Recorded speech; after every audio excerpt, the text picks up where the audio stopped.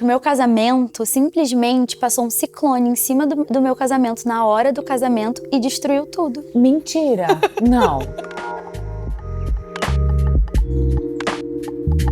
Sejam bem-vindas a mais um Antes do Palco, o seu Talkcast. Eu sou Laila Coelho e hoje eu trouxe uma convidada que ela, além de ser uma pessoa incrível, inspiradora, é minha amiga. O que eu quero dizer sobre ela, para poder introduzir essa mulher, é que tem pessoas que constroem um nome e tem pessoas que nascem dentro de um nome.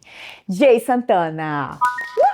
Ai, que alegria estar aqui, amiga. Estou muito feliz de você estar aqui comigo. Você é uma mulher que eu admiro, que me inspira. Acho que não só eu, mas milhares, dezenas de mulheres. E, gente, Jay canta. Ela prega, ela cuida de jovens, ela é influenciadora, ela dá dicas de moda. Jay, tirando tudo isso, quem é a Jay que muitos não conhecem? A Jay que você talvez não fale tanto, mas quem é a Jay? Bem, essa é uma pergunta que eu demorei um pouco para eu chegar numa conclusão, sabe, amiga? Porque, assim, como você falou, eu achei bem impactante que você falou assim, tem pessoas que constroem, tem outras que nascem. Aqui a gente faz... que é isso? Eu sou da família real? Aqui a gente traz um negócio rebuscado, entendeu? Gente, calma aí, peraí. Mas Né, que responsabilidade.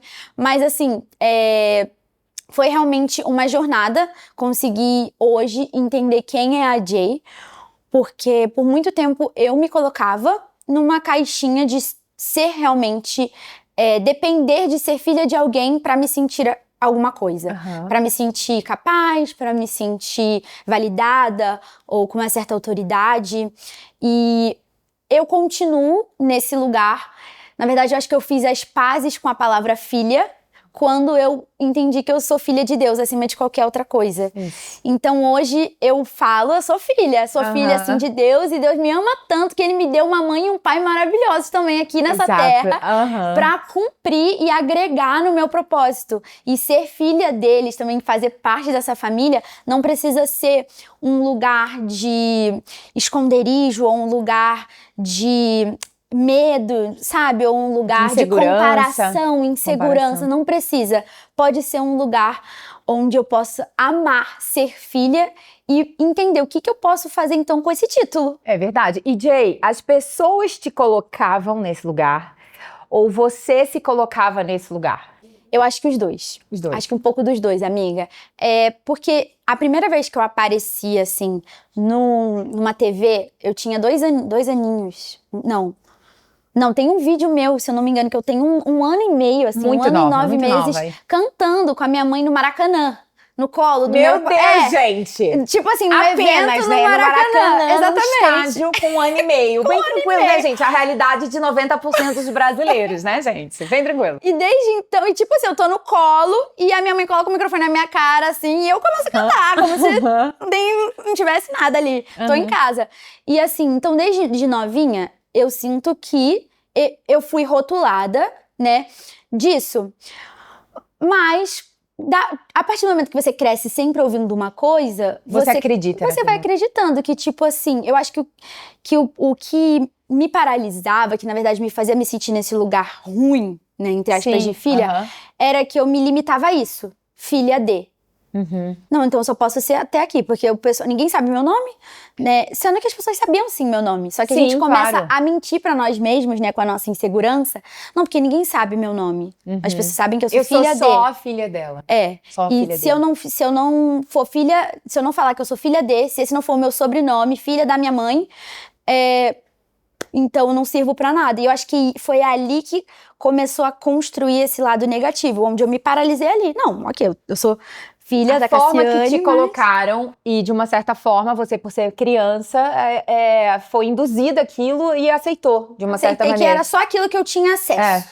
Aí você estava construindo a sua identidade. Mas então me conta, já que a gente tá falando de você pequenininha, me conta como que era a tua infância, né? Como que você falou que tinha 1 ano e meio no Maracanã, tua mãe botou o microfone na tua boca, por quê?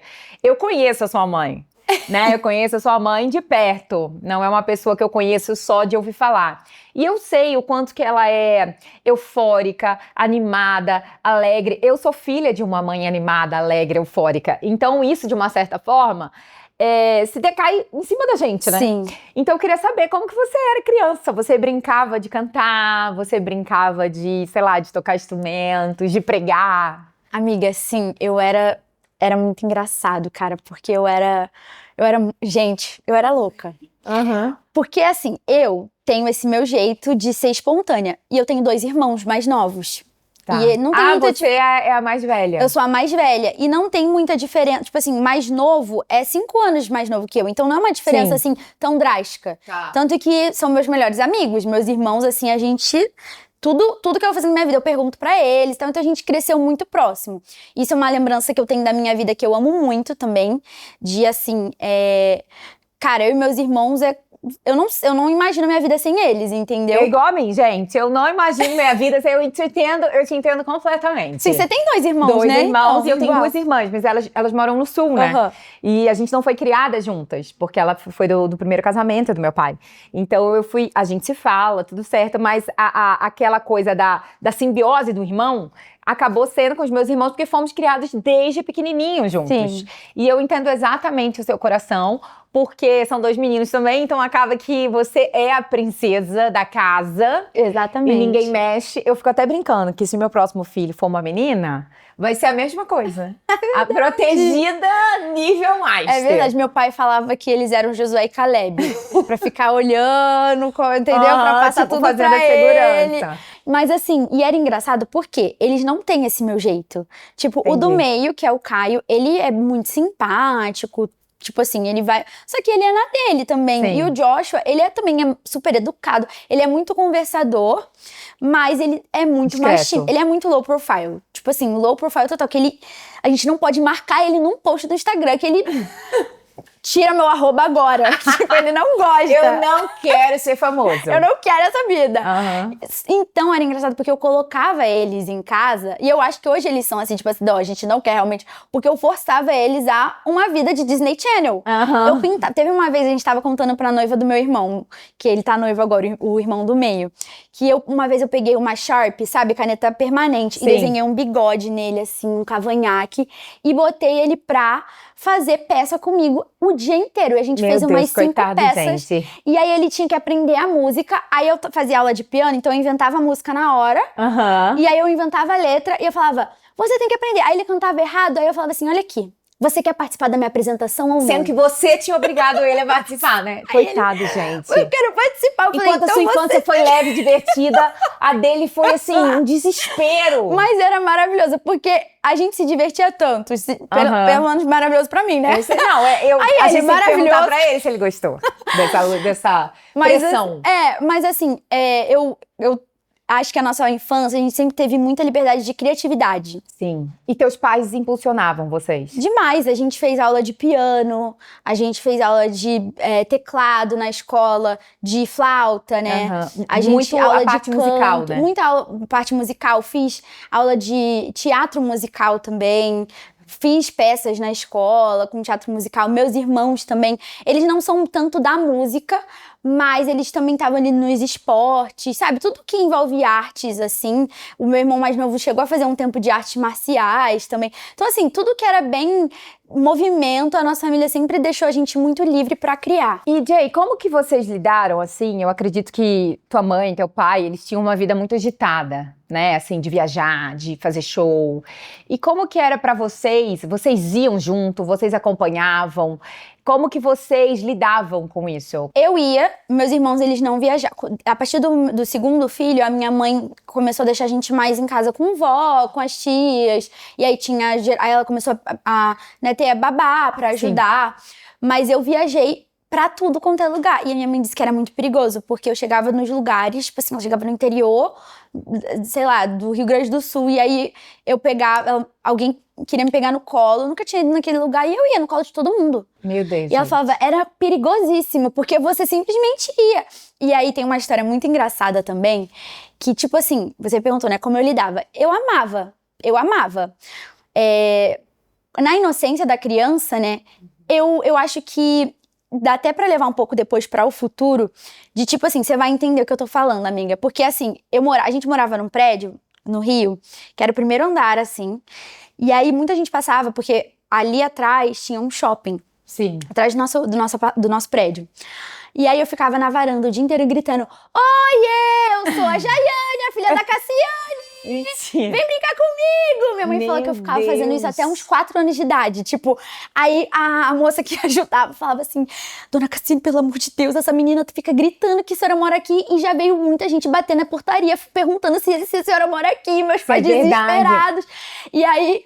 Até que minha mãe teve que... Filha, não pode. Aí depois eu não podia mais ficar sozinha na varanda, porque senão eu ficava gritando. Eu achava que eu fazia minhas danças, minhas apresentações na varanda, as pessoas passavam, eu dava tchau. Não me acanhava, não. Se um vizinho passa, eu dava tchau. Eu achava que eu já era, assim, muito expansiva, mas você é um nível elevado. Amiga, eu fazia expansão. O show. Você convidava, vem. Convidava, vem. Você apresentava, eu sou Jaiane, entendeu, Na gente? sala VIP aqui do meu show, sobe aqui. Gente, porque eu fazia show isso? cantando as músicas da minha mãe. Então, tipo assim, aí eu tinha um microfone de flor. E você cantava também. Cantava tudo dela, fazia o show e depois falava: tudo bem, agora quem se apresentou foi, né, eu mesma, a filha dela, vem. Então, assim, e aí, por que eu tô falando de depois? Porque na minha inocência ali, era muito bom. E depois, com eu conseguindo ver a maldade dos comentários das pessoas, meio que eu sinto que a minha visão mudou de parecer que eu me posicionar nesse lugar de filha, assim, poderia eu estar sendo arrogante, ou então eu querer me achar, ou então eu querer ser igual a ela e nunca seria, que era uma coisa que eu ouvi entrar muito. a consciência, né? Exatamente. Sai a ingenuidade da criança e começa a entrar a consciência, o cognitivo, e aí você começa a analisar o que de fato você tá fazendo. Exatamente. E tipo assim, amiga, por isso que foi uma cura interior com esse fato de ser filha. Porque hoje eu consegui curar a minha criança interior em Deus pra eu entender, não, eu não tenho nada de arrogante, ou então não tem nada de eu querer me competir com a minha mãe, eu ser filha dela. Essa competição foram as pessoas que colocaram. Você não se sentia comparada com ela? Não, eu nunca me comparei, porque pra mim ela é a melhor cantora do mundo. Tipo assim, eu acho que ninguém se compara a ela. Igual teve uma vez que um cara botou assim: nossa, você não canta nada. Eu falei: eu sei, amor, eu não quero nem cantar igual ela. Ela canta, ela por perto da minha mãe, realmente. Não tem nem como, não tem pessoa pra mim que eu acho que a voz dela se compare, porque ela é única. E eu acho que nem ela queria que alguém tivesse a voz dela, ué. Ela deixar de ser única. Ou assim, o dom, o talento que ela tem, né? Exatamente. E tipo assim, essa competição ali, quando eu fui ficando adolescente, eu vi, depois de adulta, eu percebi que eu tive essa fase ali que eu rejeitava minha mãe completamente. Eu tinha raiva dela. Tudo que ela falava pra mim, tudo que ela me opinava. Quantos anos você tinha, mais ou menos? Eu acho que começou com uns 14 anos ali. Tá. E aí, tudo que ela opinava, vou fazer o contrário, porque eu não vou ser Então igual. Você teve uma fase rebelde? Tive uma fase... Nossa, Jay! Só que a rebelde assim, amiga, tipo assim... Rebelde sem causa! Não, e tipo assim, vai fazer isso? Não vou! Sei. Vai agora! Tá bom. Essa é o máximo de rebeldia. Eu achava, gente, que Jay não tinha nenhuma fase de rebeldia. Não, eu tive altos e baixos, assim, porque quando a gente também vive meus pais sempre foram muito... Eles sempre introduziam muito... pra gente ter Deus no nosso secreto independente, no nosso individual. Então, assim, desde criança eu tive journals, onde eu escrevia orações, onde eu tinha meu momento ali com Deus. Tipo assim, desde criança mesmo. Esses dias eu encontrei o meu bem da infância, muito fofinho. Por que eu tô falando isso? Porque isso me ajudava muito a estar sempre ali ouvindo, conversando com Deus, entendendo. Eu acho que isso que me ajudou bastante a ter muita consciência tão nova também. Então eu tinha altos e baixos, sabe, amiga? Tinha meses, assim, tinha épocas que eu tava muito... Eu não quero saber de ser crente também, porque os crentes só sabem me machucar, eu odeio ir pra igreja. Porque você sofria, você acha que existia uma pressão silenciosa pelo fato de você ser filha dela, entre a própria galera que convivia com vocês, os crentes, os evangélicos? Ou você acha que era do mundo de uma forma geral? Eu acho que era do meio cristão, mas não da galera que convivia comigo. Tipo, filhos de outros cantores e pastores, não. Tipo, mais da galera que não conhecia vocês ali no particular. Sim. E tipo, quando eu comecei a ser mais...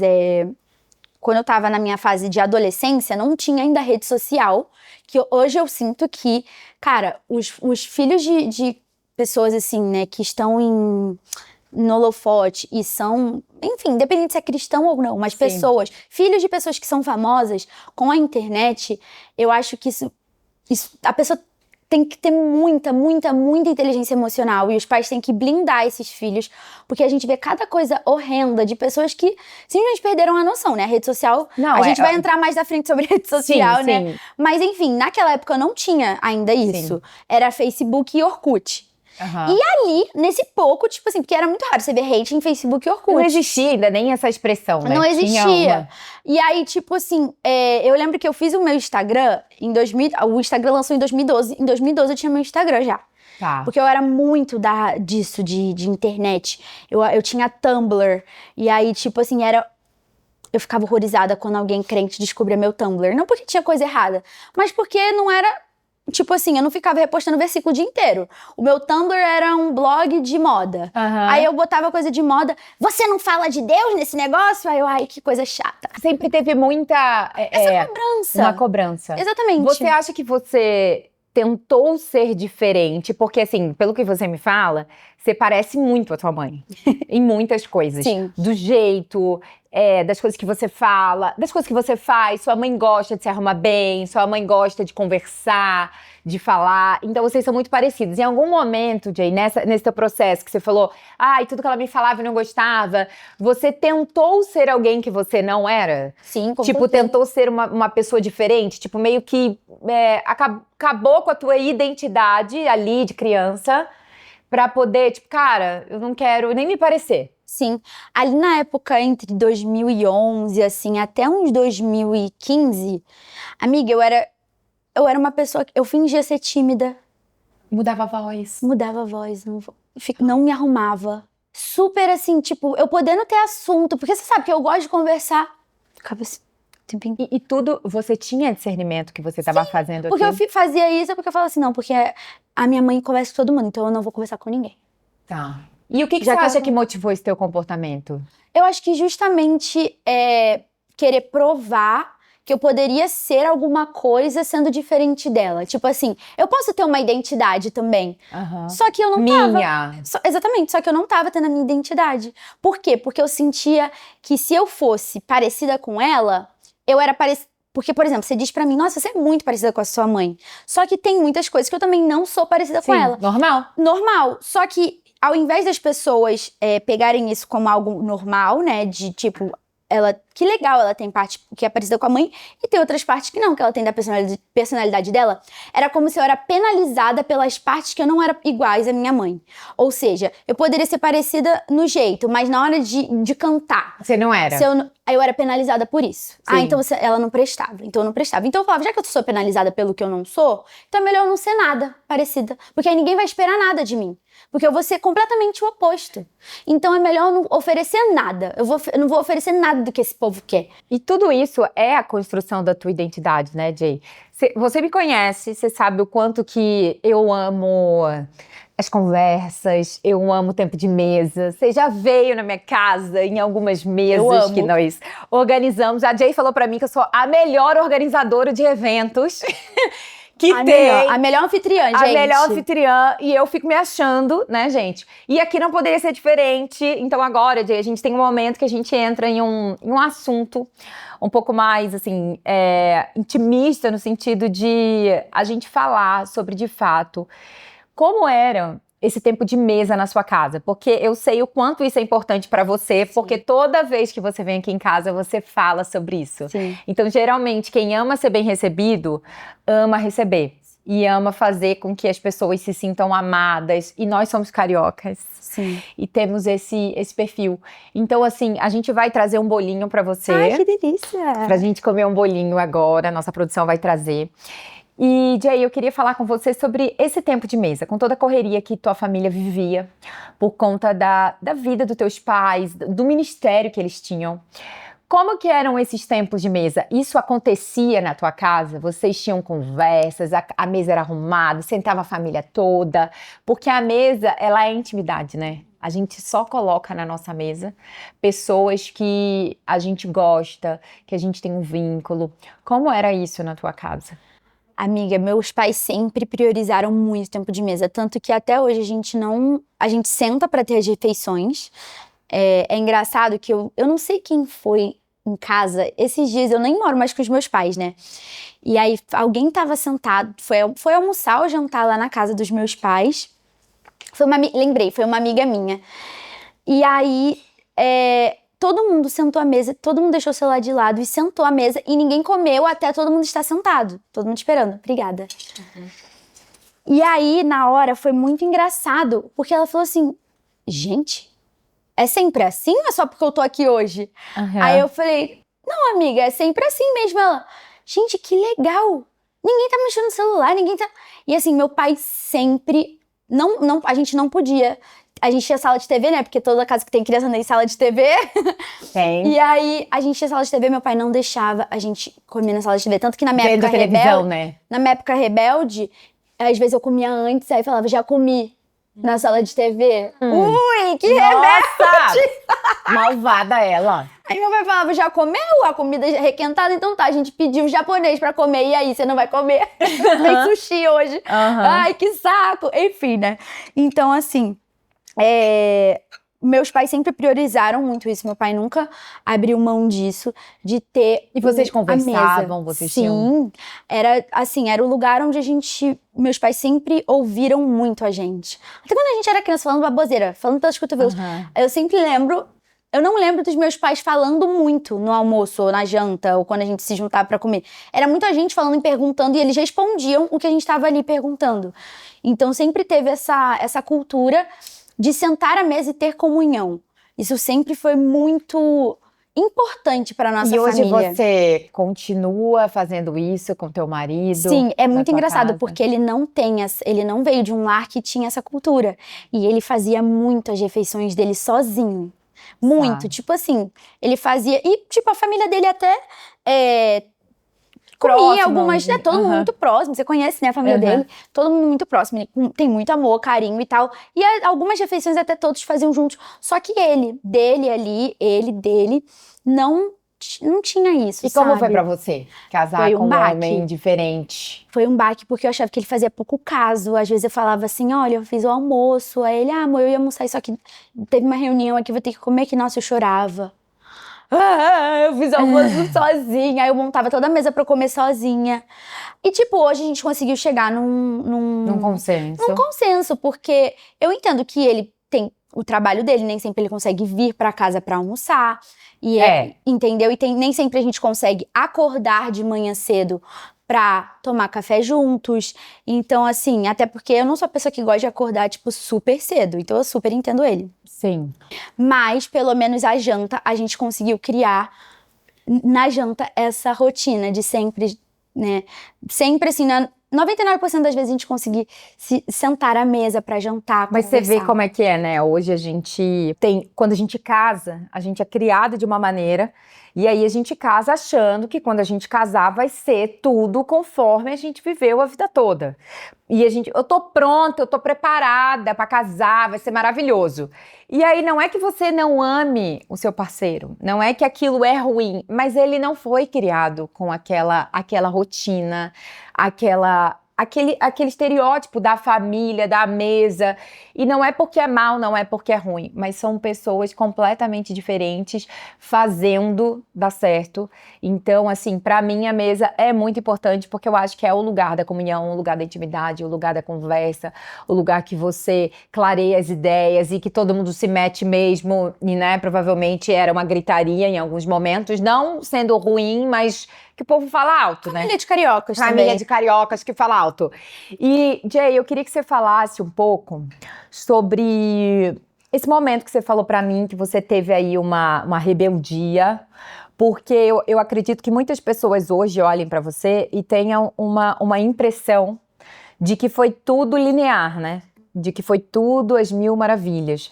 Mas eu sei que você já passou por alguns processos emocionais, que te fizeram ter uma história de uma montanha-russa, né?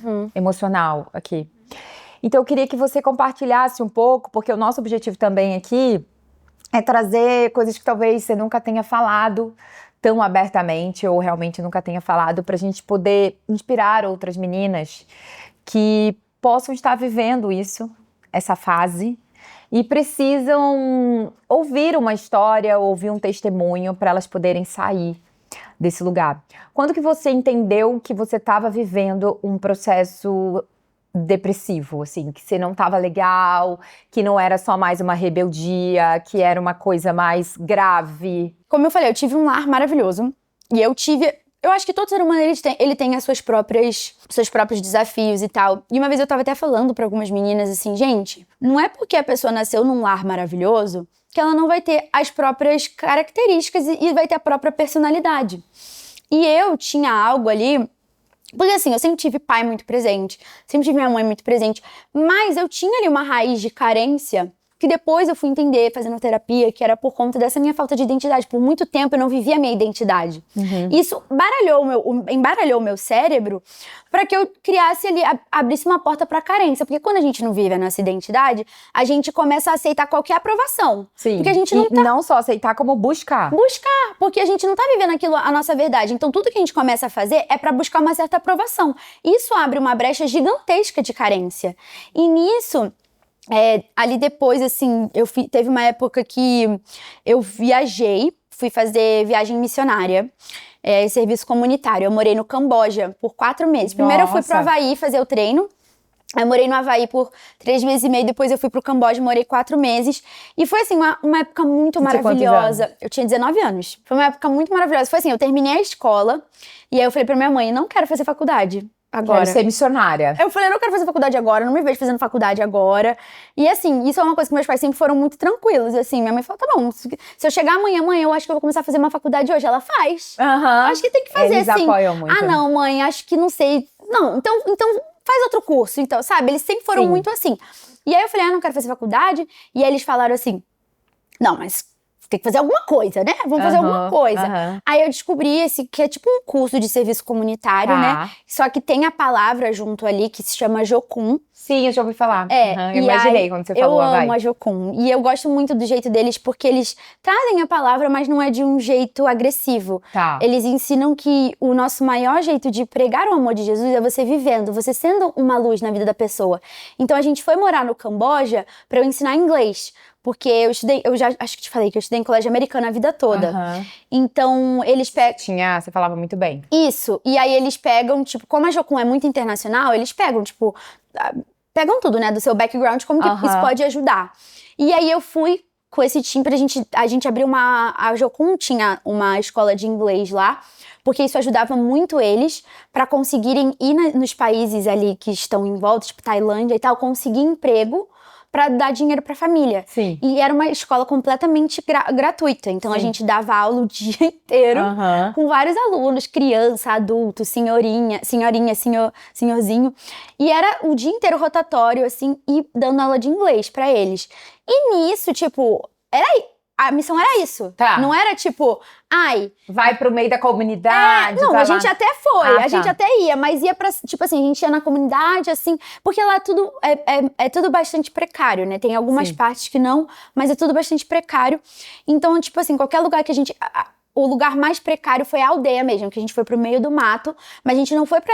vai lá pra ficar pregando, gritando Jesus, Jesus. Não, a gente foi pra cuidar de uma casa lá. Então a gente cuidava de uma casa e das casas em volta. Muito específicas. Então precisava capinar o lote da casa, a gente capinava. Tem até uma foto minha muito engraçada, eu com um negócio desse tamanho, maior que eu, capinando um lote que a menina, a minha líder mandou pra minha mãe na época, minha mãe... Deus, essa menina... O que ela tá fazendo aí? Traz ela de volta pra cá. Sim, ela tá aí. Enfim, por que eu tô contando isso? Porque eu fui nisso e com 19 anos. E essa viagem, esse momento, me curou de muita coisa. De muita, muita coisa. Só que foi um pouco tempo. E quando eu voltei pro Brasil... eu tive um choque cultural reverso, tive um choque cultural com o Brasil, porque eu tava vivendo um negócio ali pro reino, e não só pro reino, eu me encontrei, foi ali que eu me encontrei realmente, até hoje você sabe que eu faço algumas coisas, né, eu tô muito envolvida em missões, faço viagens, essas coisas, eu amo isso, e ali eu me encontrei nisso, e quando eu tive que meio que voltar pra sua realidade. eu fiquei, não, eu não tenho propósito. E aí, como eu tinha eu tava no processo de cura da minha identidade, já entrou pra um outro lado de tipo assim, não, então a minha identidade é só isso. Se eu não estiver fazendo isso, eu não sirvo pra nada.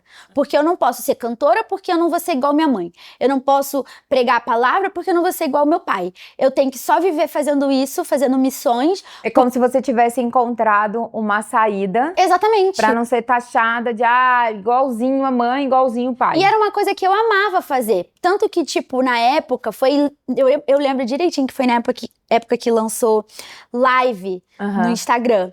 E aí eu abri ela, só que eu não postava nada lá da minha... Tipo assim, eu postava fotos, não é que eu não postava nada. Eu postava fotos, mas eu não ficava postando stories, eu não ficava o tempo inteiro, tipo, ai, gente, igual hoje em dia a gente posta muito... O real life, né? Real life, eu não fazia muito.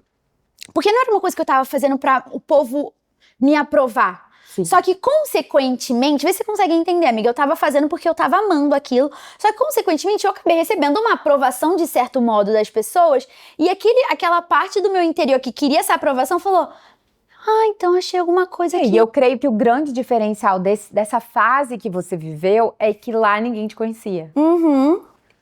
Como a filha, ou a ninguém filha sabia. A filha da... Tanto que eu nem falei nada da minha vida pra ninguém. É como se você tivesse vivido ali uma liberdade e uma coisa tipo assim, aqui eu sou a Jeane. E eu não preciso que ninguém me aprove. Aí quando eu voltei pro Brasil, muita gente me aplaudindo, fazendo isso. E aí essa parte ali que tava ferida na minha identidade, falou assim, não, então se eu não estiver fazendo isso... Eu não vou ser aplaudida pelo meu mérito, né? Tipo, não, eu tenho que estar... Só que aí eu ficava essa briga dentro de mim, porque eu não quero fazer isso pro povo me aplaudir, porque eu amo fazer isso, mas ao mesmo tempo... Foi legal ser aplaudida? Foi legal ser aplaudida, mas aí eu também não quero, né, ficar buscando aprovação, porque é uma coisa que eu amo, e aí eu ficava, não, então como que é uma coisa que eu amo, então eu não vou fazer, porque senão agora o meu ego tá entrando, bum. Aí no meio de tudo isso, entrei num relacionamento que não era pra mim. Aí foi ali que desandou, amiga. Literalmente, assim, eu me perdi completamente na minha identidade. Nessa loucura do abandono, da carência, do não tô no lugar certo mais, eu preciso fazer alguma coisa. Você conheceu uma pessoa. Conheci uma pessoa, entrei num relacionamento. Que assim, foi um relacionamento... Não era, ai meu Deus, eu sofri muitas coisas e ai... Na verdade foi uma construção, porque eu percebi depois na terapia, porque eu comecei a fazer terapia mesmo durante a pandemia. Sim, e isso foi... Depois desse episódio. Depois de tudo isso. Isso começou em 2017, onde começou a criar essa bola de neve, entendeu? E ali, quando eu voltei da viagem e tudo mais, eu entrei num primeiro relacionamento, onde foi... Tipo assim, realmente muito conturbador. Realmente foi muito conturbador. Meus pais não aprovavam.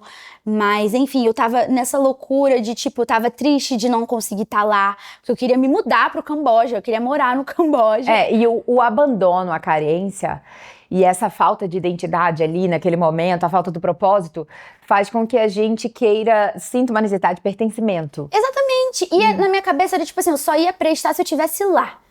Porque... Como eu não tô lá, eu não presto. Viver isso aqui. E tipo, eu poderia viver o que eu vivi lá aqui. Hoje eu tenho essa maturidade, mas na minha cabeça de 19 anos, sabe? Com esse desespero todo. E aí entrei nesse relacionamento, que era um relacionamento que fazia muito love bombing, sabe? Que é quando a pessoa joga muito amor em você e depois do nada muda completamente. É quase que um comportamento narcisista, né? Que a pessoa ama. Foi bem narcisista, no caso. Quase que ama, e você fala, meu Deus, é ele, o amor da minha vida, de repente. E foi bem nessa época. A pessoa é um monstro e no fim ela faz com que você se sinta um monstro. Exatamente. E a culpa é toda sua. E aí aí fiquei namorando, meus pais reprovando, terminei por conta de um sonho. Olha isso, por isso que eu lá no começo, lembra quando eu falei que eu vivia muito altos e baixos, mas porque eu sentia que Deus sempre me puxava? Sim, pra realidade. Amiga, eu tive um sonho, e foi um sonho muito louco, onde essa pessoa, tipo assim, ele reclamava de... Primeiro ele começou a aprovar muita coisa em mim, né? Me botar lá em cima, depois ele começou a reclamar de muita coisa. Das mesmas coisas que ele tinha te aprovado. E além também, de tipo, muita coisa que eu não conseguia ser, muita coisa que eu não era. E isso aquele buraco em mim que estava sendo sarado, né? Buscando Tava essa no teu processo de aprovação, cura. começou a falar assim, não, realmente eu sou o cocô do cavalo do bandido. Eu sou... Eu sou tudo isso aí que ele tá falando. É melhor morrer, né? É melhor morrer, porque assim, eu nunca vou ser igual a minha mãe. E como todo mundo espera. E no âmbito amoroso, eu nunca vou ser uma ótima namorada. Não vou ter um casamento como dos meus pais. Então é melhor, pra que eu existo? Então, começou. Você chegou a entrar nessa crise e se questionar dessas coisas. Amiga, assim, porque a gente não sabe quando começa. Até hoje eu não sei qual foi o dia que começou essa sementinha dentro de mim. Porque é um processo, né? Foi aquilo que você falou, desde 17 anos, você vai indo e parece que aquelas frases e o inimigo, ele vai usar essa brecha, essa carência, esse lugar do desânimo pra vir e falar, você não serve pra nada mesmo. E assim, amiga, eu tinha uma certa raiva de mim mesma, e isso é até uma coisa que é muito bom falar. Porque assim, por eu ter uma vida muito boa a minha vida inteira, eu não me permitia... sofrer. E assim, a depressão, né, ela é uma coisa que... Eu não sei como pode ser classificado. Eu não sei se pode falar doença mental. Ela é um transtorno. Um transtorno, exatamente. A depressão, ela é um transtorno psicológico, e uma coisa que me incomodava muito era que as pessoas batiam na tecla que, é a falta de Deus, simplesmente a falta de Deus. Isso eu ia te perguntar. Como que você, criada em um contexto extremamente espiritual, as pessoas já te julgavam por outros motivos, como que foi pra você, Jaiane? Olhar pra sua vida, cara, minha vida é perfeita, eu tenho acesso a tudo, meus pais são presentes, meus pais estão vivos, eu tenho irmãos, e entra essa raiva de você. Eu não posso estar sentindo isso. E não é falta de Deus, porque você sabia que não era falta de Deus. Como que você lidou com isso tão jovem? Você chegou a compartilhar com seus pais ou você viveu por muito tempo sozinha? Não, por esse primeiro período, que foi nesse primeiro namoro, eu vivi muito sozinha. Amiga, eu emagreci muito. Só que eu praticava esporte, ia muito na academia nessa época. Hoje eu tô mais sedentária, assim. Ninguém percebeu quando você... Percebeu. Aí meus pais começaram a perceber que eu tava assim, eu perdi 12 quilos, amiga. E eu tenho 1,52 m. Não tem muito quilo pra perder, né, gente? 1,52 m. Eu tava parecendo, literalmente, quem me via na rua achava que eu era uma criança de 12 anos de idade. E aí isso nessa primeira etapa, só que isso foi quando eu vivi sozinha. Essa depressão aí. E agora, Jay, falando pra quem te acompanha, principalmente as jovens, as adolescentes, que às vezes podem estar vivendo isso que você viveu. É melhor falar, né? É melhor se abrir com alguém. O que você acha que você não fez que você deveria ter feito?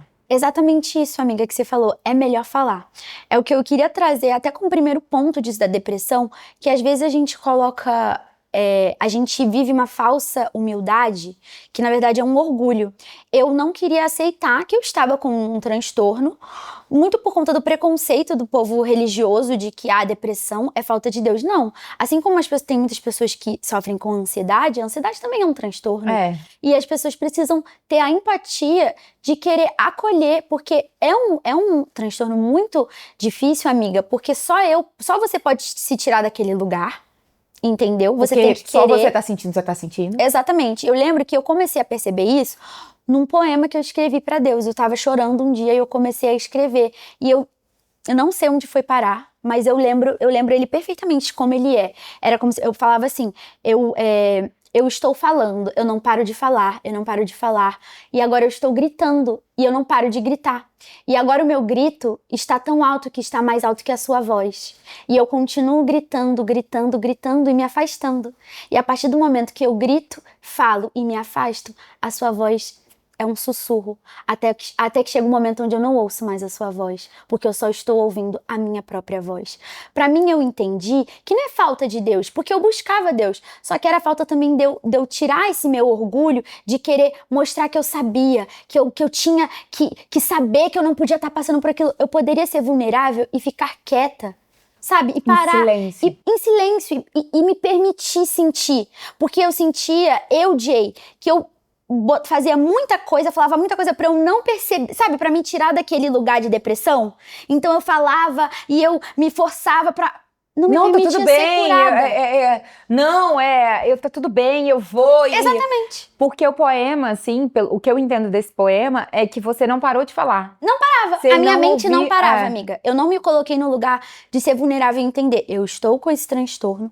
Tá tudo bem eu estar passando por isso, porque o Senhor falou que estaria comigo em qualquer momento da minha vida. Eu não sou Menos. eu não sou menos, eu não sou também. Eu não posso viver nesse orgulho de tipo assim, pela família que eu tenho, pela vida que eu tenho, eu não vou mostrar pra ninguém que eu tenho essa fraqueza. Vai ser um problema pra minha Porque família. um problema pra minha família e também os outros vão falar: ai, tá reclamando do quê, minha filha? A minha vida é muito pior que a sua. Então eu me sentia, eu me cobrava. Eu falava assim, não, tem que ter essa consciência de que... Só que a depressão, ela não tem classe social, a depressão, ela não tem religião, ela não tem idade. A depressão, ela é algo que pode pegar as pessoas e a gente precisa ter a empatia. E uma coisa que, aí, no meio disso tudo, meus pais começaram a perceber, enfim, saí desse namoro que eu tive esse sonho ali, tava tudo bem, conheci outra pessoa, sangue de Jesus tem poder. Jay, você sentia dor física? Sentia. Como era? Ai, amiga, é tipo uma dor no coração, assim, e que me dava falta de ar, muitas vezes. Eu sentia uma dor, assim, que parecia que eu não conseguia respirar. E muitas das vezes eu ia... Aí teve uma época que eu achei que eu tinha asma, aí eu fui atrás pra ver, não tinha. Era realmente uma dor, assim, que eu sentia. Tinha um pouco de crise de ansiedade, De crise de uma síndrome ansiedade, de pânico. exatamente isso. Aí nessa segunda etapa, que foi esse segundo namoro, foi um namoro que não foi assim, ai meu Deus, o pior namoro da minha vida, foi muito bom. Só que foi um namoro onde eu me entreguei completamente à minha falta de identidade. Porque como eu saí de um negócio conturbado, onde eu tava entrando já na depressão, ao invés de eu me tratar, Você foi se resolver do jeito que dava. eu me ocupei Ocupou tua mente com... foi tipo um lazer, entendeu? Tipo Sim. assim, eu vou namorar aqui, só que era uma coisa assim, tipo, sem identidade alguma, sem propósito algum, amiga. E tipo assim, até então tá tudo bem pros dois, porque assim, os dois estão namorando ali, tipo assim, eu tava sem identidade, não tinha... Ele era da minha igreja, mas era um negócio assim, meus pais não desaprovavam, mas também não era tipo, Não nossa... achavam sensacional, mas não tudo achava bem. sensacional. Melhor que o outro. Amiga, eu tava apática, assim, de tipo assim, parecia que eu tava vivendo uma realidade diferente, tudo pra fugir de sarar o que precisava ser sarado dentro de mim. Tá. E aí, foi quando durou, eu acho que 1 ano, aí, como não tinha esse senso, não é que não tinha compromisso, tá, gente? Eu não tava aqui ficando com uma pessoa, não é isso.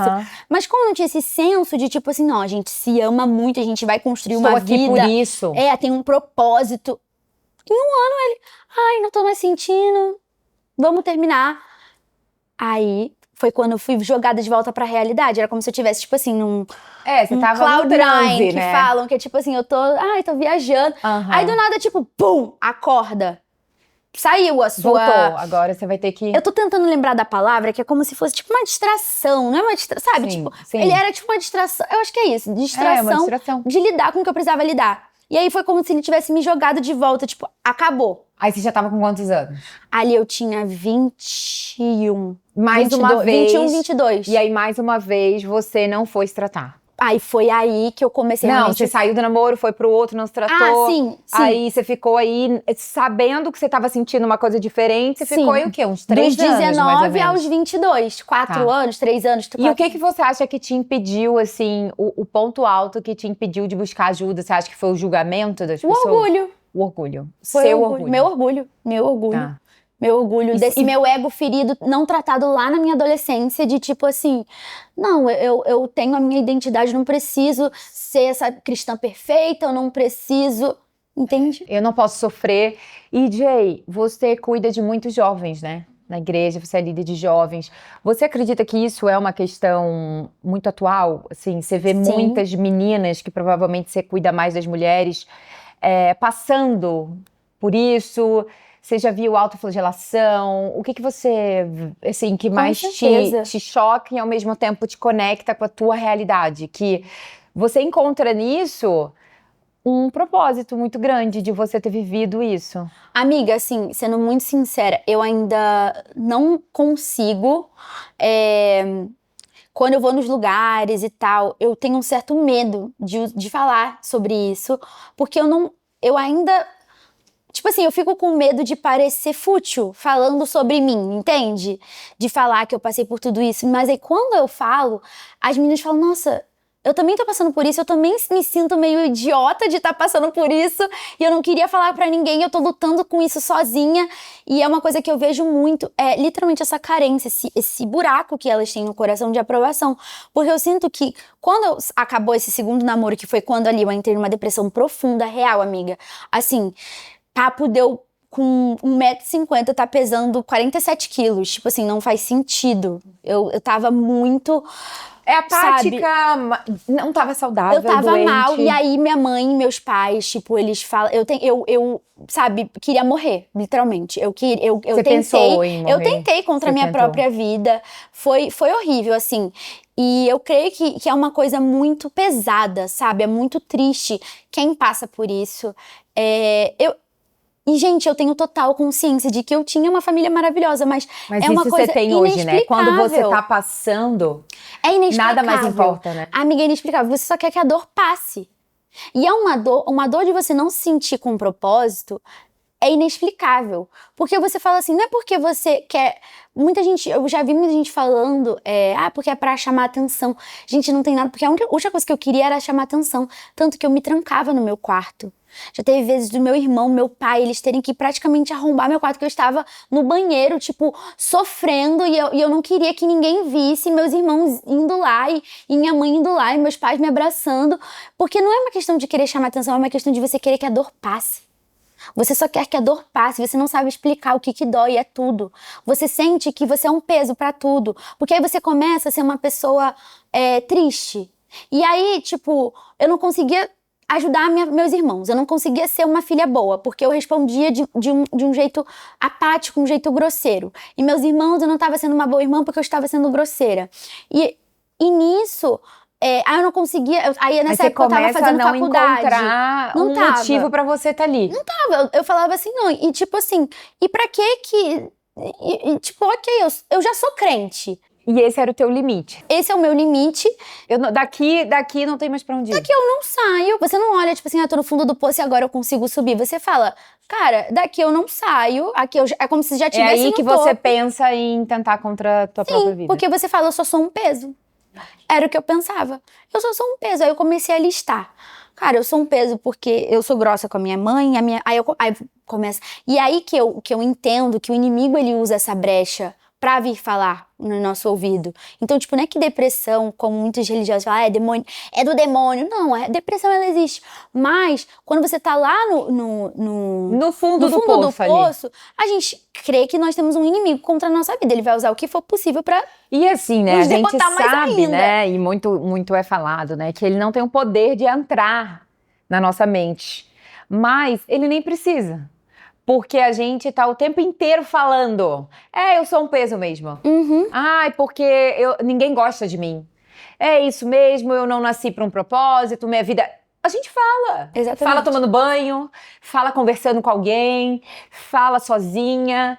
Então, nós mesmas vamos dando as armas necessárias que ele precisa para poder falar, para poder jogar. E você enxerga isso como um propósito para tua vida hoje? Falar sobre isso? Você acha que... Eu ainda preciso amadurecer um pouco. Desbloquear esse... O que você acha que é amadurecer? Amadurecer um pouco a coragem de falar sobre isso, porque eu ainda fico... Hoje é a primeira vez que você tá... Vez, tipo, eu falei há muitos anos atrás, num podcast também, que era o que eu apresentava com a Dessa. Eu falei uma vez, tipo assim, há uns 4 anos atrás, foi a primeira vez que eu falei, só que eu não era casada ainda. Uhum. E eu sinto que até naquela época... Isso também te bloqueava? Na verdade, naquela época, eu sinto que eu não fui o mais o madura possível pra falar sobre. Entende? Então, reassistindo esse podcast de 4 anos atrás, quando eu falo, foi a primeira vez que eu falei sobre, falei assim, não, realmente ainda tem muitas coisas que precisam ser saradas dessa época minha. Não é nem sarada, acho que não é sarada, porque eu sinto que hoje eu venci isso. Mas assim, como comunicar isso? Porque eu sinto que eu levemente, tipo assim, ainda me julgo de tipo... mas você podia ter evitado, sabe? Eu mesma, a Jay ali. E eu falo isso abertamente pra vocês aqui, pra você, amiga. Você acha que é você que se julga ou você acha que é o próprio inimigo usando essa arma contra você? Eu acho que pode ser ele também. De tipo assim, uma coisa de que ele sabe que é uma potência, uma uma autoridade que eu criei sobre isso, porque é uma coisa que eu nunca... É um testemunho, É um né? testemunho, é que eu venci. E nisso, eu creio que... E toda vez que eu converso um a um, não compartilho numa palestra... Ou um a numa um, roda. Numa roda, pessoas saem tocadas com isso. E ali eu fico... Então, será que eu deveria falar um pouco mais? Mas aí, de vez em quando, eu fico, não, mas não tem que ficar levantando essa pauta toda vez, sabe? Mas... E se for isso, que é o seu grande ministério, Sim, seu grande chamado. sim. Porque eu vim do mundo e me converti. Então, as pessoas sempre vão gerar a expectativa de que eu fui muito errada e que eu fiz muita coisa doida, porque eu vim do mundo e me converti. E eu creio que a imagem que a gente tem da menina que nasceu na igreja, que é filha de pessoas extremamente relevantes no meio gospel, são pastores, a nossa sensação é que essa pessoa, ela vai viver uma vida linear, maravilhosa, perfeita. Uhum. Então, eu acho que, na verdade, Jay, não é só uma cura interna, mas é de fato quebrar um palanque, Uhum. uma estrutura, uma estátua de que isso nenhum crente pode ter. Uhum. Principalmente um crente no teu lugar, Uhum. de que uma coisa é a pessoa ter tido depressão no mundo, aí se converteu, encontrou Jesus e foi curado. Isso é comum, a gente vê o tempo todo. E quem sempre teve Cristo e ainda assim viveu. Então eu acho que existe um tabu. E quando você vem para quebrar tabu, quando você vem para ser disruptiva, para falar aquilo que é novo, para falar aquilo que quase ninguém fala, eu acho que você arranca uma cortina. Uhum. Você rasga um véu, literalmente. E aí você precisa. Só que os pioneiros, eles sempre vão sofrer. É. E aí você tem que estar disposta a matar o teu orgulho novamente. Uhum. E abrir sobre um assunto, sobre uma pauta que eu tenho certeza que vai liberar muita gente de diversos cativeiros. Sim, amiga. Eu acho que você resumiu perfeitamente, que é um tabu que às vezes eu não quero ser a que vai quebrar. Mas talvez Talvez a hora é essa. Sabe quando o Esther? Amiga, que você tá me impulsionando aqui Isso, agora. sabe quando o Esther precisa... É o meu Mardoqueu. Eu sou Mardoqueu. Eu tô sendo seu Mardoqueu. Uhum. Quando o Esther precisa tomar uma atitude, ela toma uma decisão, ela ora, ela jejua, mas será que não é para esse tempo que você foi chamada? Sim. Será que não é para esse tempo será que não é esse o teu grande chamado? Uhum. Liberar de cativeiros, algemas, de meninas. Eu vejo muitas meninas, muitas jovens. Uhum. Porque isso não é isoladamente um comportamento só de uma menina jovem. Sim. Mas uma grande parte acontece nessa fase que você viveu. Uhum. Que é ali a fase do se relacionar, a fase de conhecer as pessoas, de entender quem ela é, de virar mocinha e de saber, meu Deus, eu preciso ter alguém para casar, independente se ela foi criada num ambiente cristão ou se ela foi criada num ambiente não cristão. Eu tenho certeza que falar sobre isso vai te curar, porque vai curar mulheres. Meninas. E é exatamente isso, amiga, de pessoas, meninas, mulheres, que dependem toda a identidade delas em outras pessoas. E querendo ou não, isso chega a ser uma idolatria. Verdade. E a idolatria é algo que o Senhor abomina. Uhum. E às vezes são coisas sutis no nosso dia a dia que se tornam esse impedimento da gente se render completamente a Cristo. E o nosso orgulho, no meu problema ali, sempre foi esse orgulho. Sim. De não querer só mostrar essa imperfeição, porque eu sabia que eu ia ser atacada por mostrar. Sim, com certeza. Uhum. Porque muitas pessoas são alcançadas, mas a maioria também a maioria quer escolher isso, ao invés de ter empatia de, nossa, que legal, né? Não, pra atacar, ela não pode reclamar da vida e tal. E aí esse meu orgulho, mas ao mesmo tempo disso, um orgulho também ali, e talvez um certo medo de manchar a imagem dos meus pais, a reputação da família, de alguém achar que a culpa foi deles. Por isso que eu friso muito, gente, a minha família foi maravilhosa comigo. Só que você pode vir de uma família maravilhosa e você ter sua personalidade, ter suas lutas e seus desafios. Lógico. Entende? E Eu posso ter E vindo tem de uma pessoas que vêm de uma família completamente desestruturadas e não passam por isso. Exatamente. Afinal de contas, você tem mais outros 2 irmãos que talvez não tiveram vivido a tua história. Exatamente. E assim, é muito vencer o orgulho também de entender que, cara, eu vou ter coisas péssimas sobre mim, independente se minha mãe foi maravilhosa ou não. E eu preciso dar nome àquilo que eu preciso tratar. E às vezes esse orgulho, essa falsa humildade, nos coloca num lugar de achar que a gente não precisa tratar nada.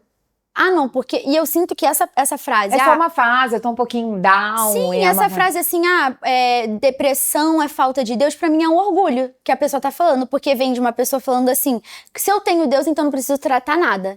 Sendo que a gente vai a Ele pra Ele nos restaurar e nos quebrar todos os dias. E nos salvar, né? E nos salvar de nós mesmos todos os dias. Então não é questão, porque... Então se você tá com depressão, é falta de Deus. Então você tá me dizendo que se você não tem depressão, é porque então você alcançou o ápice, você é perfeito, Você já tá você pronto tem pra Deus. ser arrebatado, né? Que Deus te leve. Aham, que você tá maravilhoso. Ué, que Ele te chame pro céu com Ele. Jay, eu não concordo com sangrar em uma banheira de tubarões. Quando você está vivendo uma dor, eu sou muito cuidadosa e reticente em falar, vai lá, fala sobre essa causa, não, compartilha, seja vulnerável. Eu tomo muito cuidado em relação a isso, porque eu acho que hoje em dia não tem só gente boa no mundo. Pelo contrário, tem muita gente boa, mas tem muita gente que quer fazer exatamente isso que você falou. Manchar a reputação, falar mal. Mas eu acredito que o teu objetivo e o teu foco em você curada, porque hoje você é uma mulher curada em relação a isso, é você compartilhar para trazer cura. Com certeza. Porque o testemunho, ele enriquece no momento que eu tô vivendo. Então, se eu tô vivendo aquela dor e eu escuto aquele testemunho, eu escuto aquela história, eu falo, cara, se ela conseguiu, eu também consigo. Ou, nossa, se ela que tinha tudo e teve, qual o problema eu que tenho uma certa dificuldade aqui ter? A pessoa para de se julgar, porque no primeiro momento ela se julga muito, Sim. achando que ela não tem direito. Sim. Porque eu não tenho nem dinheiro pra nada, eu não tenho nem pai, eu não tenho nem mãe. Por que eu tenho? Não, eu tenho que viver, eu tenho que trabalhar. E não. E isso é um certo orgulho que as pessoas não entendem. Porque De você sentir, ser né? vulnerável é uma coisa muito boa. E muitas pessoas não conseguem enxergar que você não querer dar nome a uma dor, não querer assumir que você tá passando por aquilo e precisa de uma ajuda é um orgulho. Por isso que tem um louvor que ele é Liberta-me de mim. Da Luma, eu amo esse louvor, que eu ouvi muito ele nessa época. Nossa, esse louvor me levantou de uma maneira nessa época que eu ouvi ele demais. E era justamente o que eu falava pro Senhor. Eu falava assim, eu não quero ter o orgulho de dizer que porque eu sou cristã, eu não posso sofrer. Porque eu sou cristã, se eu tô sofrendo é porque eu não tenho Deus. Não! Eu tô sofrendo, eu preciso de Deus mais ainda, e no dia bom eu vou precisar de Deus mais ainda, e todos os dias eu posso vencer a minha depressão, só que hoje, amiga, eu tenho outras coisas que eu preciso vencer na minha personalidade, no meu ego, no meu orgulho, e eu preciso de Deus do mesmo jeito. Então, às vezes, a gente tá sofrendo, e a gente continua no sofrimento por conta do nosso orgulho, de querer se colocar num lugar superior. Ali, onde eu não assumo a minha dor, e tipo assim, eu não posso estar passando por isso. Cara, se permita ser vulnerável. Se permita ser vulnerável, mas não sangrar numa banheira de tubarões. E Jay, como que foi o teu processo da cura pra gente chegar no teu casamento hoje? Porque você falou que viveu 2 relacionamentos, então tava naquele processo de entender, e aí você precisa se curar pra chegar. Você precisou chegar nesse momento de se curar de 2 relacionamentos frustrados, tristes, pra chegar e falar, não, agora eu tô preparada, ou foi tudo junto? E qual processo você fez? Você fez terapia? Você chegou a tomar medicamento? Eu fiz terapia, eu tomei medicamento pra ansiedade, pra depressão, e eu dou graças a Deus que também é um outro tabu. É um outro tabu, gente, nossa, e uma palhaçada isso, gente, porque a pessoa tá com dor de cabeça, toma lá, Dorflex. Aí Deus dá a inteligência pros médicos, que pra mim são pessoas assim, tem um dom ali, é um dom de cura. Sem fazer de qualquer maneira, mas fazendo de uma forma organizada, com o médico, consultando um médico. Um médico sério, uma lícito, pessoa né? séria e tal. a pessoa vai ali te ajudar. É uma ferramenta que o Senhor colocou ali, não pra viciar ninguém, porque eu não tomo mais, eu não fiquei viciada. Não, e existe uma parte que é legal falar, que é uma parte realmente fisiológica. Então, existe uma debilidade hormonal, existem neurotransmissores. Então, às vezes, você tá com uma dificuldade do neurotransmissor chegar e você precisa realmente de algo que vai te facilitar naquele período, não porque você é fraca. Exatamente. E não estamos fazendo apologia a nada, só estamos dizendo que existem tratamentos, como no caso da Jay, que foi necessário. Foi muito necessário pra me ajudar exatamente isso, amiga. E a reativar algumas coisas dentro do meu organismo. E hoje eu não tomo mais. Foi muito legal até isso, porque eu fiz um propósito com Deus.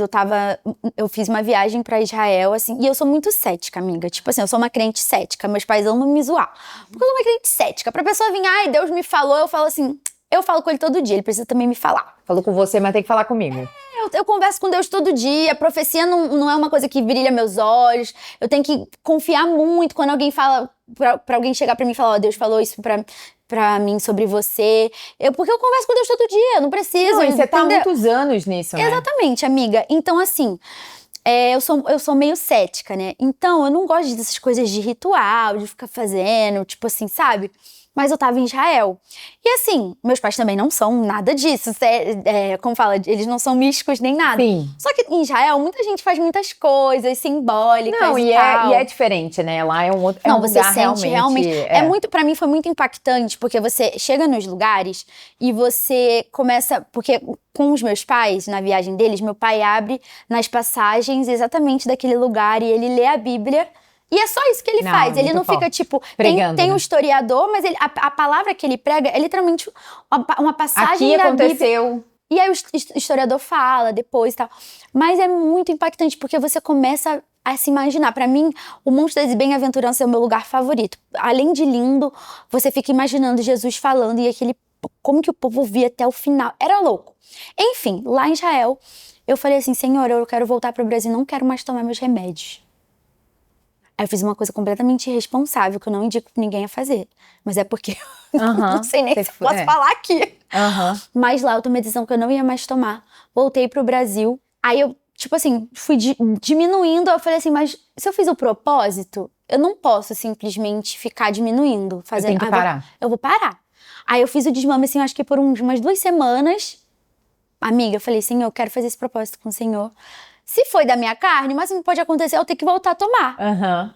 Amiga, parei, fiz esse propósito. Até hoje, nunca mais precisei tomar. Tipo assim, hoje eu tomo vitamina de cabelo, essas coisas. Não, você toma a parte mais fisiológica de vitaminas. Isso, hormonal, né? Um negócio mais... Não é que eu tomava realmente de depressão. Que é normal, né, gente? A idade vai passando. Não que você já tenha muita idade pra amiga, passar. 28 anos. Mas então vai mudando. Já comecei Beirando os 30...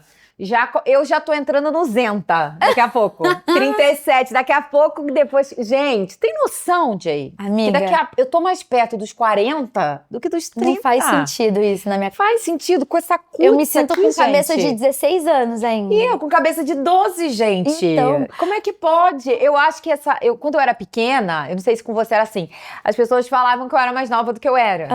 E assim, eu não gostava, não sei você, mas eu falava, não, eu já tenho 15 anos, entendeu? E já vivi muita coisa. Aí eu lembro que as pessoas mais velhas falavam assim pra mim, uma hora você vai gostar. Porque quando você for mais velha, vão achar que você é mais nova e você vai achar bom. Chegou o momento. Chegou esse momento. Chegou. Exatamente. Eu amo quando eu vou em algum lugar e a pessoa fala, nossa, te dava 31. Gente, dava o povo 32. me dá 15 anos, amiga. Não, porque você ainda é alta. É porque você é alta. Mas 15 é forte. Mas eu assim, tenho tamanho de criança, amiga. Uns 21, você não, passa eu acho que eu não ó. tenho cara de 15 nem um pouco. Não, porque eu acho que eu tenho um rosto 15 mais é exagero. maduro. Eu também acho Porque exagerado. A pessoa ela quer deixar você mal. Mas assim, uns 21... Eu sinto que tem essa parte ali. Ai, não, te dou uns 15, como se fosse desdém, né? Exatamente, não vem com exatamente. Essa. Vem com essa que eu sou vacinada. Exatamente. Amiga, eu amo que você entende tudo. Mas assim, voltando pra pergunta que você tinha me feito, né? Como foi pra chegar no meu casamento, eu tô contando porque fez tudo parte, assim, disso. Que nessa época, tava fazendo a minha terapia, tava tomando os meus remédios e tal. Terapia é tudo de bom, né? Eu amo terapia. Eu amo terapia. E eu falo, gente, se todo mundo entendesse que... Porque muita pessoa fala assim, que eu É não fraqueza, concordo. né? Tem gente que acha que é fraqueza. Aquela frase péssima, porque eu não tenho problema de cabeça pra fazer terapia, eu não sou doido pra fazer terapia.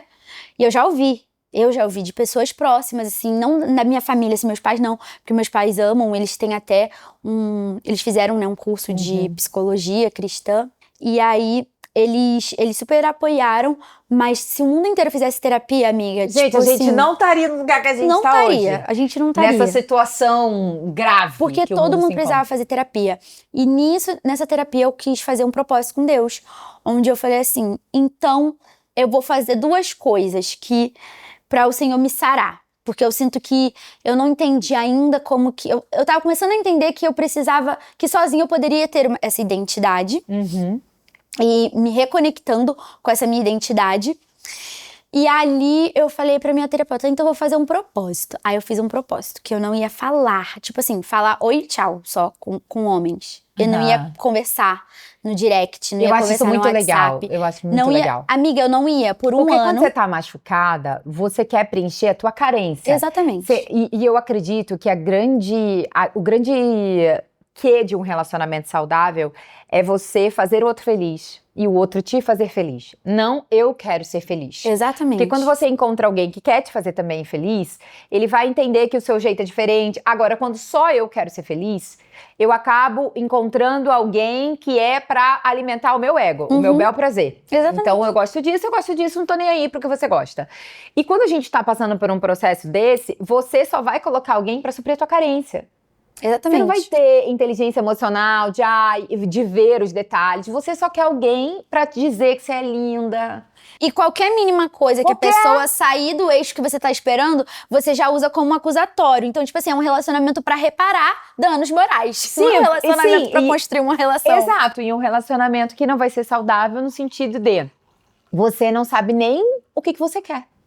Você só quer preencher aquele vazio. Exatamente.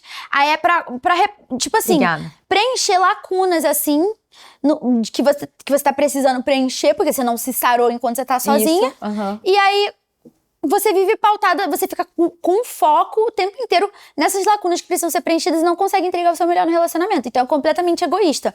E eu percebi que eu tava vivendo realmente isso. E aí, nisso, eu entrei nesse propósito.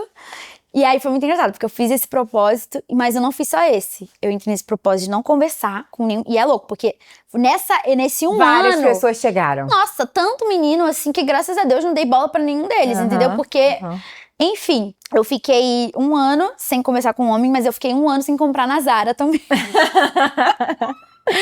Que pra vocês são desafios, Eu vou né? mexer numa coisa que eu amo muito, eu não vou poder comprar nada na Zara. Gente, tipo assim... Gente, quase impossível. Não tem como passar na porta da Zara e não dar uma E olhadinha. eu amava, tipo, na verdade eu uso o Zara o tempo inteiro, né, e tal. Tipo, Uma camisetinha, gente, Exato. né? É que agora eles estão viajando um pouco na maionese, tá aumentando um pouquinho o preço. Eu fico, gente, peraí, Zara, calma aí. Mas sempre foi um lugar que a gente teve acesso, com coisa boa. Muito, eu amo a Zara. Mas aí, tipo assim, foi um propósito engraçado, entre aspas, mas que mexeu muito, tá comigo, na parte materialista, na parte, né, do carnal, do consumismo. Me ajudou bastante, entendeu? Igual gente que faz propósito de refrigerante, essas coisas. Me ajudou bastante. Aí fiquei sem fazer essas minhas comprinhas ali na Zara, foi difícil, gente. Imagina.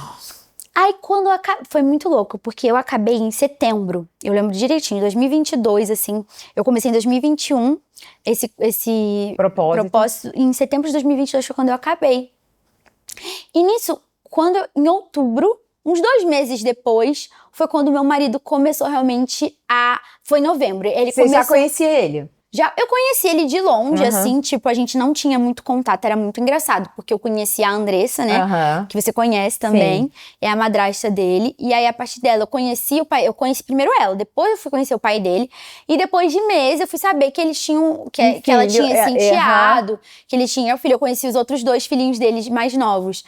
E aí, só que ele, tipo, estava em outro relacionamento, vivia uma outra vida, sabe? Ele era um pouco mais distante ali, até na igreja também, não tava uma coisa que ele tava muito presente em igreja e tal. E aí ele começou a ir na The Alpha, eles morando ainda em Campinas, e ele demonstrou muito interesse. E era muito engraçado, porque ele começou a fazer os cursos de teologia na igreja e tal, e meu pai se apaixonou por ele. Meu pai ficava assim... Gente, eu nunca vi um menino tão jovem, tão interessado em Deus e na Bíblia, e responsável. Meu Deus. Ai, pena que ele namora, Jay. Tinha que ser um desse pra você. Eu falava, esse menino chato, mal educado, não cumprimenta ninguém, porque ele é muito tímido. E muito sério, né? É muito sério. O Igor é sério, assim, tipo, quando ele vai conhecer alguém. Esse menino aí mal educado, imagina eu, alegre. Nem passava na sua cabeça. Não, eu tava completamente feliz vivendo a minha vida, entendeu, amiga? Porque nesse processo que eu fiz ali do propósito, eu encontrei uma alegria na solteirice. E ali, eu entendi que muitas das vezes a gente entra e aceita amores e relacionamentos que não são pra gente, porque a gente não viveu a nossa solteirice de uma maneira saudável. Desfrutou daquele Não momento, desfrutou. né? E eu não tô falando de, agora eu vou ficar solteira porque realmente tá com alguém, só traz trabalho. Só que, cara, por que traz trabalho? Porque você não se compreendeu, não se desvendou como você precisa desvendar enquanto você tá solteira. Tem coisa que eu pude fazer solteira, como ir morar em outro país. É verdade. Que hoje, fazer missão. Fazer missão, que hoje, se eu for parar pra tentar fazer isso com meu marido, não é só eu vou ter que parar pra pensar que eu tenho um marido, tenho um cachorro, na verdade uma cachorrinha, tenho uma gata e tô tentando engravidar. Então, assim, eu tenho toda uma casa, todo ali um contexto que eu vou carregar comigo, que eu penso por todos eles. E quando eu estava solteira, eu pensava por mim, não que a gente vive um egoísta, né? Não, mas é porque você não tem outras preocupações nem prioridades. A tua prioridade é você. Exatamente. Cristo. Vou viver minha vida aqui com Jesus e é isso. Exatamente. E muitas pessoas vivem nessa fantasia do extremo. Ou você é o solteiro extremo, que eu nunca quero relacionamento porque a minha vida é muito boa. Só que também, ser solteiro tem também as coisas ruins, tem os momentos de solidão, que não é solitude.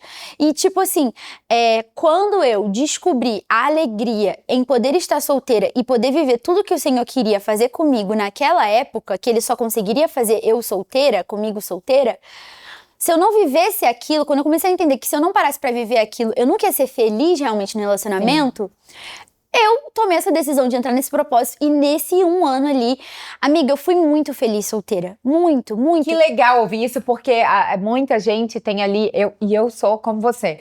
Eu fui fazer missão, eu fiz várias missões, eu fui viver a minha vida de uma forma exatamente como essa. Porque quando a gente casa, não é que você não quer, não é que você não pode. É porque a tua prioridade muda, o teu coração muda, ele vai para um outro lugar, agora é sua casa, depois é seu marido. Eu tive filho muito rápido, engravidei num 20 dias de casamento, eu engravidei. Então, assim, a gente nem teve a nossa vida a 2. Gente, amei, 20 dias. Sempre foi a 3, porque desde então eu já estava grávida do Giuseppe. Então, o que eu tô querendo dizer é que a gente precisa viver cada estação de forma intensa e desfrutar de cada estação. A gente tem que ser muito intencional. Foi a palavra que Deus falou comigo. Cara, a gente tem que ser intencional em tudo, né? Então, a partir do momento que eu sou uma solteira intencional, eu consigo ser intencional naquilo que eu quero. Porque quando eu tô feliz sozinha e eu tô realizada sozinha, eu vou ter alinhado aquilo que eu quero receber, porque eu vou saber o que vai me agregar e o que não vai. Quando eu não estou satisfeita, eu vou caçar em qualquer lugar. Eu vou abrir mão. Eu vou abrir mão, amiga, porque assim, é muito legal isso, que eu comecei a escrever cartas pro meu futuro marido sem conhecer o Igor, nessa época de propósito. Eu falei assim, quer saber? Eu tenho que saber o que eu quero. Como eu sou uma pessoa com TDAH também, diagnosticado mesmo, não falo só porque a modinha fala não, realmente. Isso era uma coisa que a minha terapeuta falava pra fazer muito, de journaling, né? E olha que loucura, eu sempre gostei. Você já fazia, né? Ela falou, então continua, porque isso é maravilhoso. E aí, o journaling, ele me ajuda a tirar o pensamento, os 50 pensamentos que tem aqui, tirar um e focar naquele. Então, me ajudava a alinhar muito o que eu queria. E uma coisa que eu percebia na minha carência da solteirice, era que como eu não tinha tudo alinhado, eu via alguns pontos legais e os negativos eu não prestava, não dava atenção. E não é que a gente vai encontrar alguém perfeito. Não, o Igor tem muitos pontos negativos. Só que a partir do momento que eu sei aquilo que eu tenho alinhado e não abro mão, é muito mais fácil pra eu não me perder no relacionamento que só... Cara, eu tenho a minha melhor amiga de infância, Esther, o nome dela. Ela viveu um relacionamento muito difícil e hoje ela é casada com um menino incrível que eu e o Igor fomos padrinhos dela. E ela falou assim uma vez pra mim, amiga, quando eu entendi que se eu tiver um relacionamento pra piorar a minha vida, eu tô fazendo alguma coisa de errado. Ela falou, é como se eu tivesse com 2 algemas desse tamanho e meu braço, tem até um meme do Bob Esponja, que ele tá com 2 braços assim e as 2 algemas gigantescas, assim, tipo assim, só tira. Tipo isso, Porque não é pra fazer isso. Claro que o relacionamento, depois que eu casei, eu tava conversando com meu pai esses dias, eu e ele só, a gente, almoçando, e eu falei assim, pai, eu tô amando porque o casamento me torna alguém melhor. Com certeza. Porque quebra Menos o meu egoísta. ego. Quebra o meu ego e o meu egoísmo todos os dias. Então tem algumas dificuldades do casamento, mas não tem que ser aquela dificuldade que você fala assim, meu Deus, eu sou um lixo. Tem uma frase que diz assim, ó, que estar encalhada é estar mal casada. Uau. Porque as pessoas têm uma cultura de achar, estou encalhada, ai, ninguém me quer, não tem homem mais, meu Deus. E, cara, você casar errado... É pior. É pior. Eu te garanto. Você vai estar fadada ao fracasso da tua família, da tua casa, muitas vezes de repetir os padrões daquilo que você não admirou, porque você escolheu na pressa, você escolheu na carência. Então, assim, cara, casar errado é infinitamente pior. Muito do pior. que ficar solteira, ainda que seja alguns anos. Sim, porque você ainda tem infinitas possibilidades pra inclusive construir escolher uma história certo, ali. porque Exatamente. e aprender, porque assim, talvez o marido que Deus tipo assim, não acredito que Deus escolhe, mas que Deus aprova, digamos assim, também. apresenta você, não é o script que um dia você desenhou, daquilo que um dia você almejou ou que tá lá na sua lista, mas, inclusive dando esse conselho aqui, que é uma coisa que eu fiz, que eu acho muito importante, é que você tem que ter aquilo que não é negociável pra você. Exatamente. Dentro de uma lista. Eu fiz lista e eu acho importante. Tem gente que gosta, tem gente que não gosta. Eu também fiz. Só que não uma lista, tipo, não, fútil. ai, azul, os olhos. Não é isso. Amiga, eu coloquei isso. Mas eu não botei. Eu coloquei Eu olho não verde, botei. meu marido tem olho verde, você acredita? Olha aí. Mas eu acho que isso foi uma piadinha com Deus e ele, tipo assim, foi na Tá minha vendo? piada. Ele falou, tá vendo como é? Exatamente. Só que foi exatamente o que você falou, de coisa inegociável. Tipo, pra mim era inegociável um homem que não fosse cristão de verdade. Que não tivesse uma vida com Deus. Eu já me considerava, eu casei com 33. Eu já me considerava uma mulher mais madura. E eu pensava, cara, isso aqui eu não quero passar.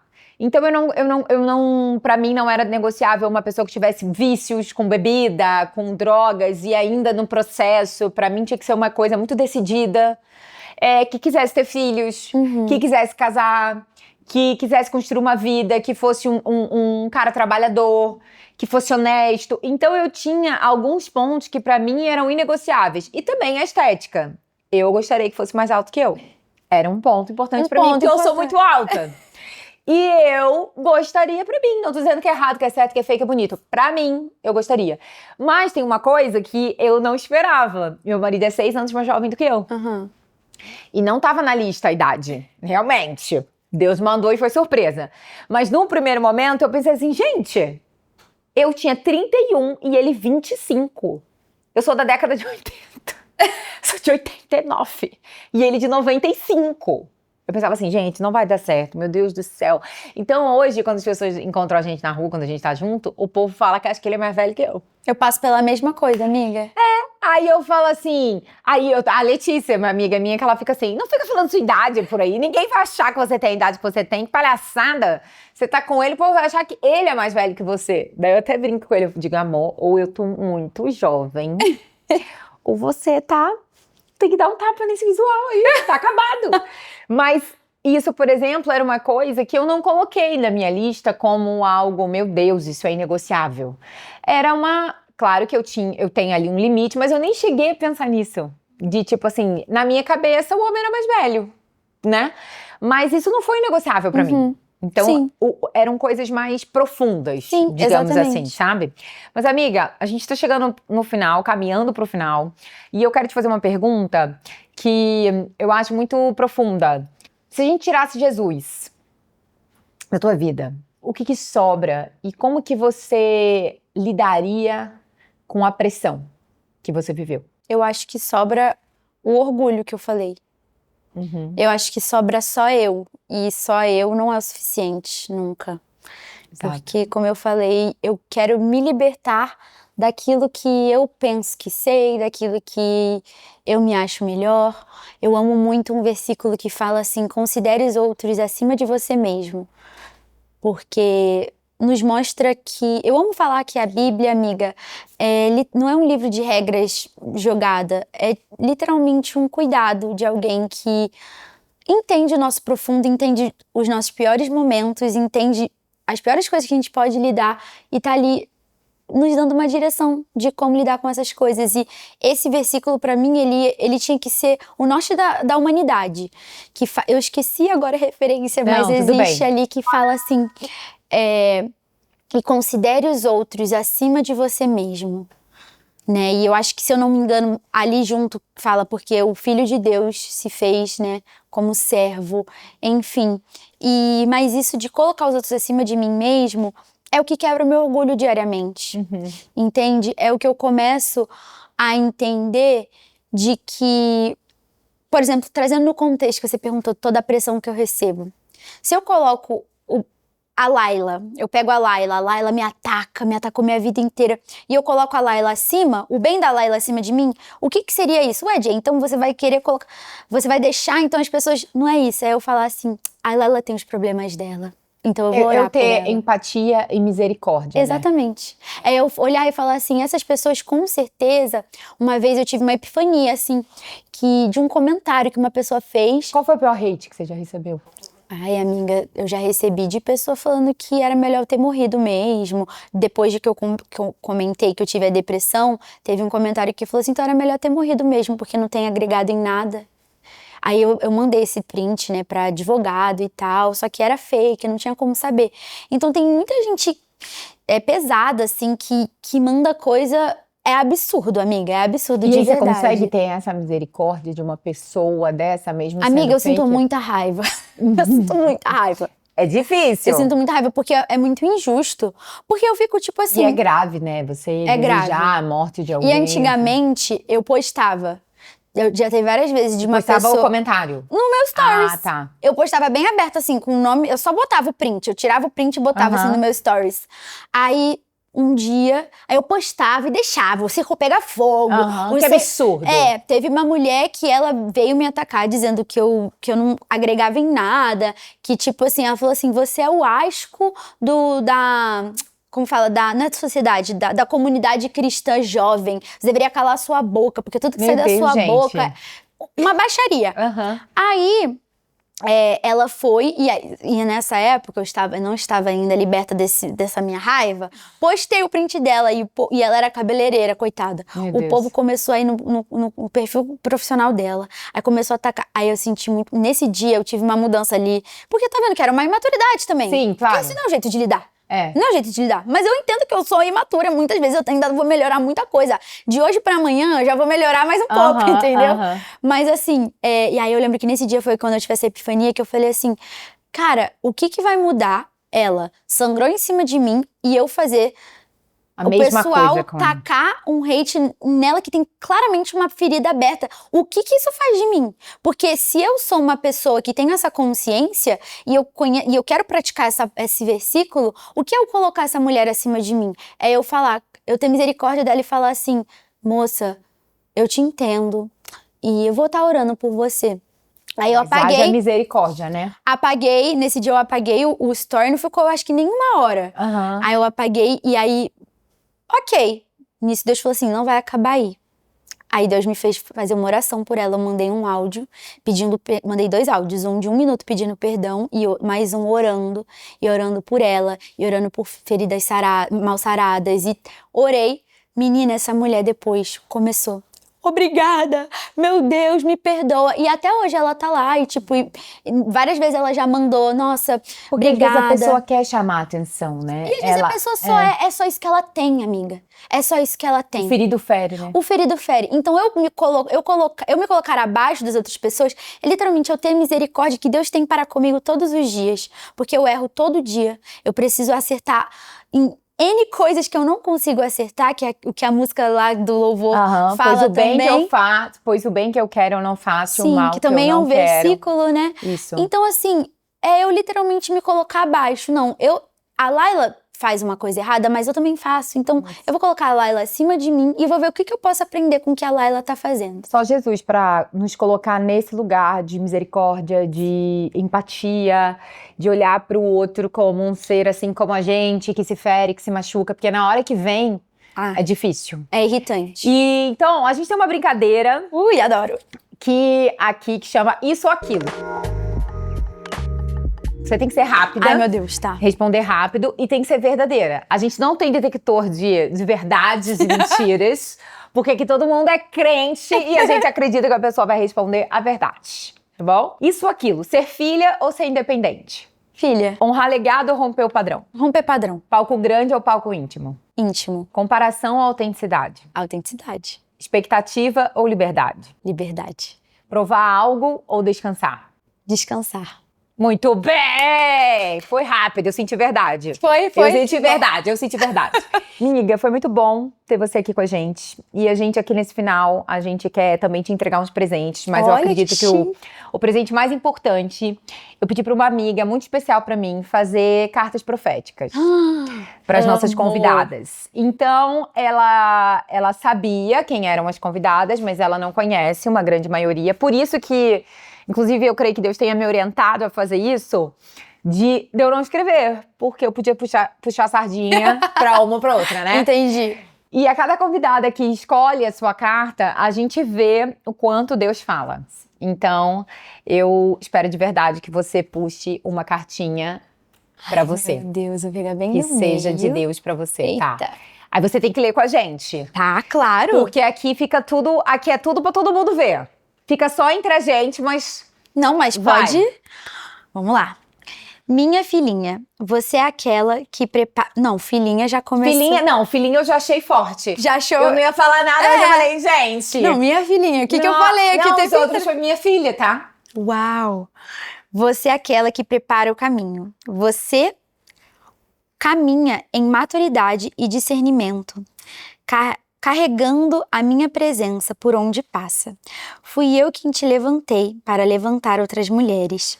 Por estar mais adiantada no processo, você é um ponto seguro que acolhe aqueles que estão começando a caminhar, confirmando neles o propósito que eu já comecei a gerar. Continue sendo esse farol, guiando outras vidas rumo aos seus chamados. Eu te sustento. Ai, que lindo. Ai, tô até emocionada.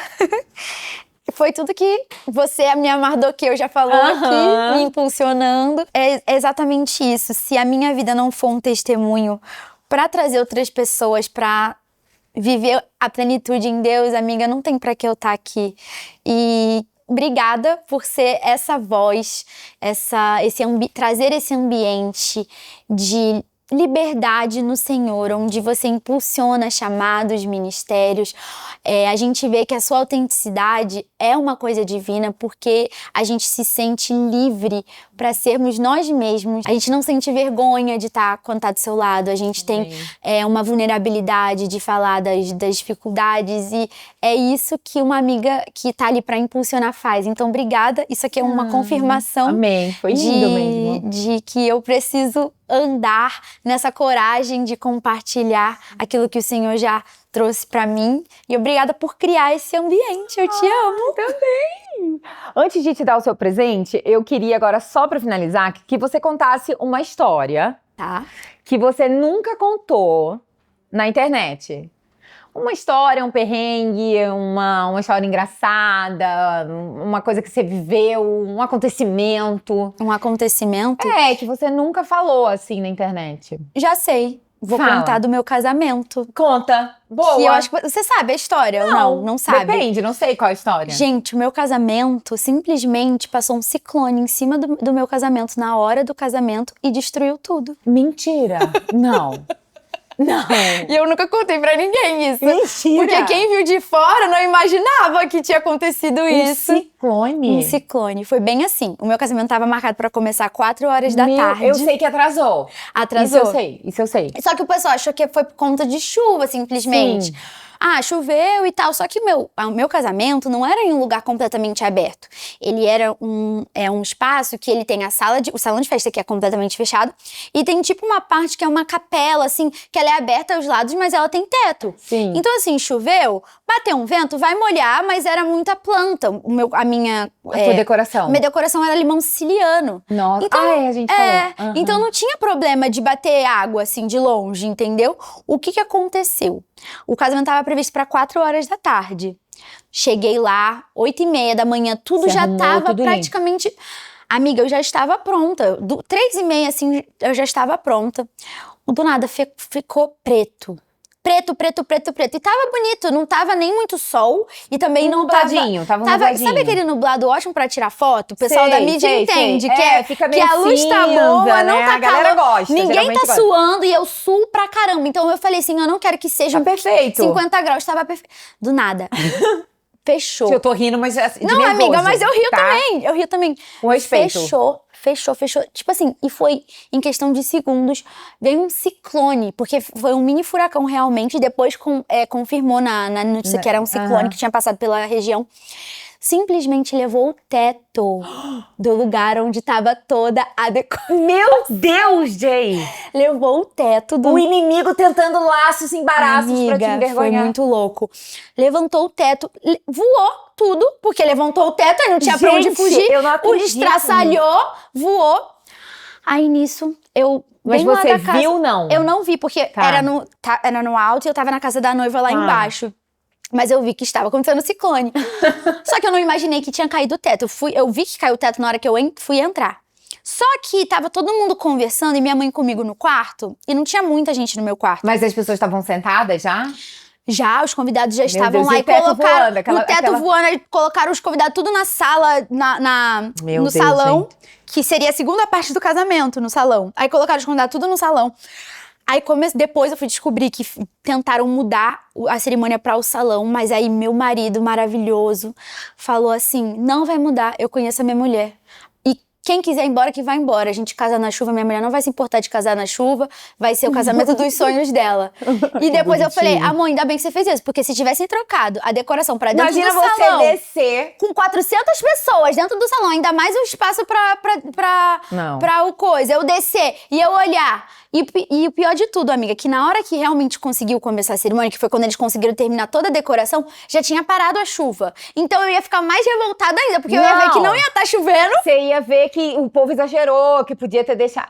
Mas você não sabia do teto voando, não sabia de nada. Da decoração. Aí meu marido falou assim... Não, continua onde tá. Só traz um pouquinho, porque voou, tipo, até a metade, assim. Meu Deus. Aí ele falou assim, coitado, ele que foi o cerimonialista ali na hora, que foi ele que deu a ideia, falou, traz a decoração um pouco mais pra frente, vai ficar a chuva caindo atrás ali, todo mundo vai se aglomera um pouquinho debaixo do resto do teto que sobrou, a gente diminui a entrada... E, amiga, no final, ninguém notou. E eu só lembro que... E não ficou chovendo? Não ficou chovendo. Depois caiu um chuvisquinho no meio da cerimônia, mas não molhou. O meu também garou.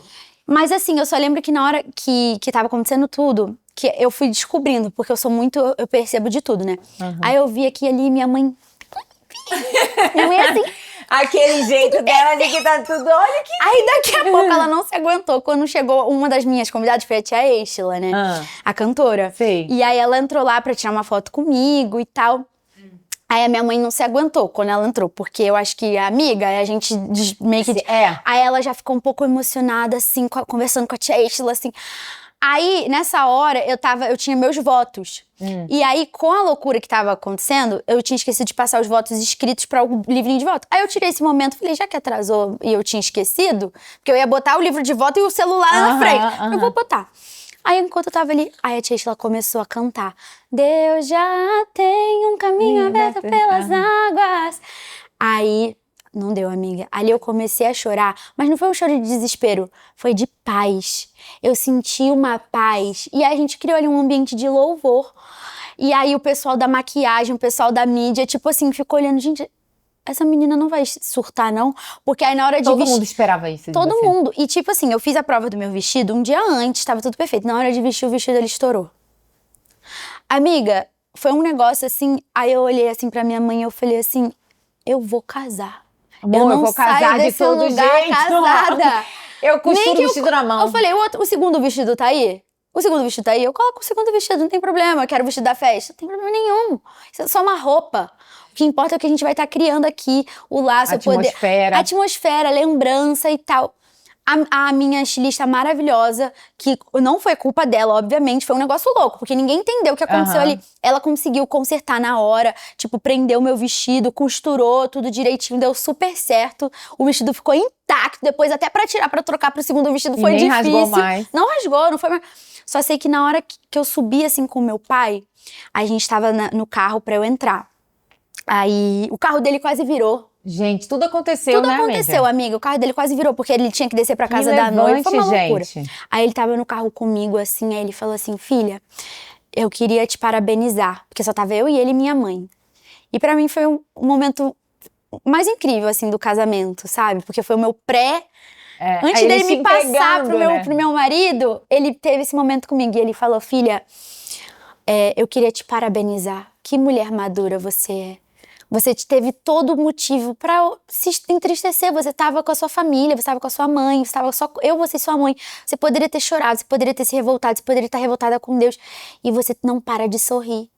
E isso pra mim é a prova de que eu cumpri meu propósito. Você é um orgulho pro pai. Pra eu ver a mulher madura que você se tornou. Aí ali eu falei, pai, tudo que eu não chorei. Aí eu já comecei aí eu já desci do carro chorando. Só que de alegria. E amiga, foi um negócio que quando abriu a porta, assim, eu olhei, eu vi que ninguém foi embora. Eu vi todo mundo feliz. Eu olhei, eu só consegui agradecer. Eu falei, obrigada, Deus, obrigada. Porque chuva... E sabe o que eu tirei disso, amiga? Eu falei assim, o casamento é literalmente isso. A gente não controla o que vai acontecer. Mas a gente controla o que a gente vai fazer com o que tá acontecendo. Como que você vai reagir? Como que eu vou reagir ali? E o que eu vi foi pessoas que não saíram do meu lado. Um marido que soube segurar a situação.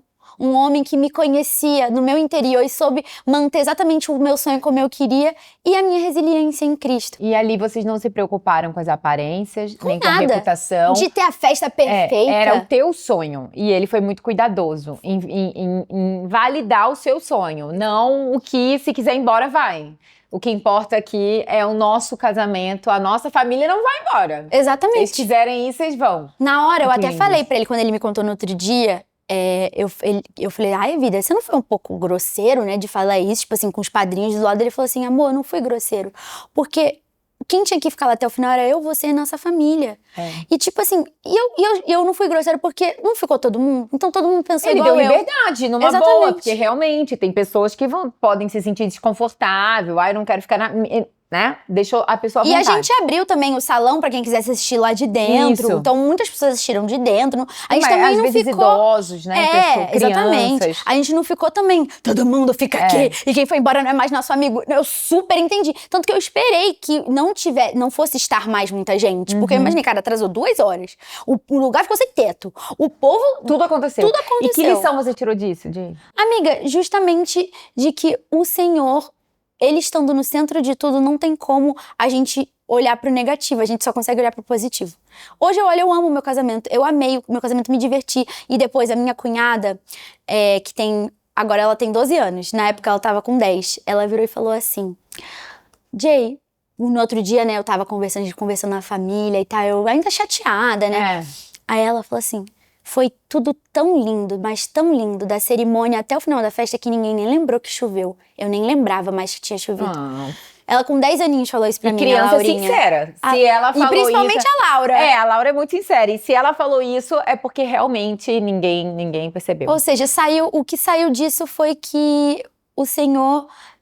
o milagre dele em nós é a nossa resiliência, independente das circunstâncias. E ele tem o controle de todas as coisas, né? E meu casamento é maravilhoso. Jay, agora a produção vai trazer o seu presente. E eu também quero te presentear com os meus livros, com os aromas maravilhosos da Manifest, que é uma marca cristã. Elas são muito queridas. Gente, que alegria. Peraí, deixa eu botar minha Esse aqui pra você. Ai, e meus 2 livros, né? Esse aqui é Profético, Maternidade, Um Caminho para Virtudes. É um livro devocional que eu escrevi. Esse eu não tenho, da maternidade. Eu tenho com da outras família. 5 mulheres e o meu livro, óbvio, sobre a família. Lindo, precisa ser dito. Jay, eu tô muito feliz de conhecer um pouco mais sobre você. Confesso que eu não sabia muito desses processos, muitas dessas coisas que você contou, e eu acredito que muitas mulheres e meninas também não conheciam, essa Jay, a Jaiane.